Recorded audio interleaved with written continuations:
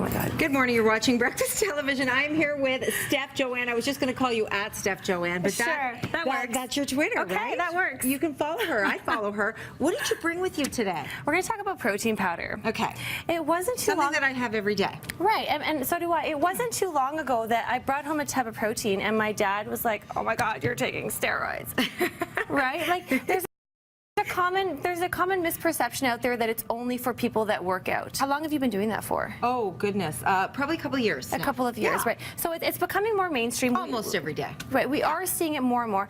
And realistically, what it is, you know, what is protein powder? It's a supplement of protein, right? So ideally, we are getting enough protein in our diets, and a lot of us are not, but we know that we should. We're health conscious, but getting, you know, my clients or, you know, people to just eat protein like this, yes, doesn't happen. Well, you're not just going to have a chicken breast or just going to, you want that with something. Yes. You want it as a complete meal. So this is where you start balancing your calories. So then if you know you need more protein and you start putting, you know, actual whole foods protein onto more food, then you're upping your calories. So I'm not saying that you should only have protein powder, but you should have it, you know, you hear eat 6 small meals a day and all that. You can have 2 of those meals as protein powder to just have protein in isolation. Or even one.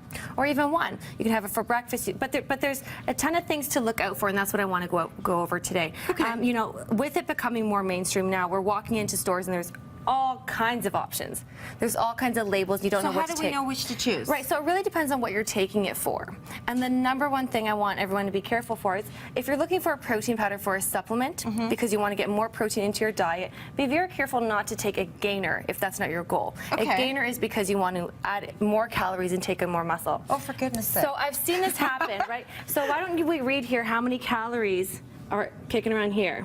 710. You don't want that. Okay. If your goal is to lean out or to lose weight or to have it as a supplement, this is a meal replacement. This is someone who needs to add in calories. So, okay, so what is this called? It's going to be a weight gainer. It's a weight gainer, but what is the product called so we know? This one here is it's called mass. Yeah. It says it all. It says it all. But sometimes, right, but sometimes I've seen it happen. Okay. So just beware of it. So if you're looking, what I want to talk about today is more, you know, the vegan versus the whey versus the isolate. These are the difference. And what the differences are going to be is how much percentage of protein are inside the product and where the product is sourced from. Are we making one right now? We're not going to make one. Okay. That's going to take up too much time. I really want to go over what you should be using to make them. And then, of course, what the different options are. So what do we have here? So we've got a vegan protein. Let's go over the whey one first because this is the most common. All right. So one like this would have probably about 80% of protein in it. Could be lower than that as well. Is this good? This is great. The rest of it is going to be carbs and fats. All right. Right? So what you want to look for, so one very specific thing is a lot of us, we go to the back and we look at calories. Right, we'll pick up a whole bunch of different labels and we'll take a look at the calories on them. The difference is the serving sizes of the scoop are not going to be the same. Can we see that? The serving sizes are not going to be the same. All right. So you want to take a look at how many grams are in the serving size. Okay, so take a look. There might even be a small one as well. Right. So you can have an option of the whey protein. You can have the isolate is going to have more percentage of protein. So less lactose, less sugar, less carbs. So if you take a look at an isolate here, this one, oh, this is not an isolate here. This one here, this one is great for someone who's lactose intolerant.